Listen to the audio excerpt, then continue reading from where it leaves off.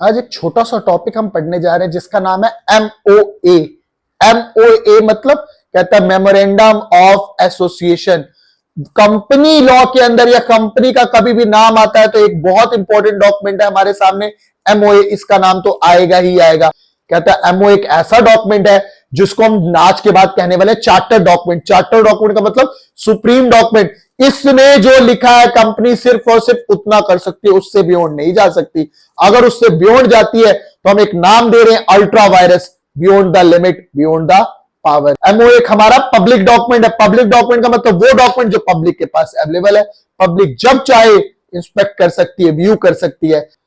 देखो एमओए की डेफिनेशन तो बहुत ही आसान है। क्या एमओए मतलब एमओए चाहे वो नया हो या ऑल्टर किया हो, यानी एज इट इज चल रहा हो या हमने ऑल्टर करा हो, चाहे इस एक्ट से करा हो चाहे पिछले एक्ट से करा हो।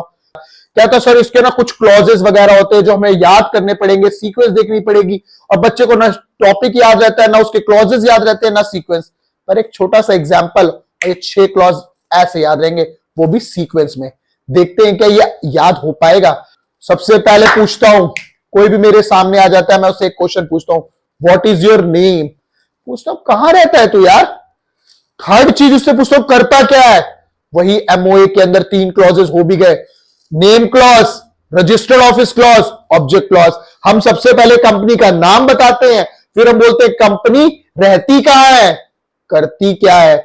हमने बोला यार तेरी लायबिलिटीज किस टाइप की है, मतलब कह रहा है तू कितनी लायबिलिटी उठा सकता है, मतलब तू कौन सा कोर्स कर रहा है, कितनी तेरी लायबिलिटी क्या। हम बोलते हैं अगला लायबिलिटी क्लॉज। कहते पैसा कितना लगाएगा, that is called capital clause. कहते चल बहुत हो गया बातें, अब साइन कर दे, that is called subscription clause. यानी 6 clauses in MOA. First name clause, second registered office clause, third object clause, fourth कहता है sir liability clause, fifth capital clause and sixth is subscription clause.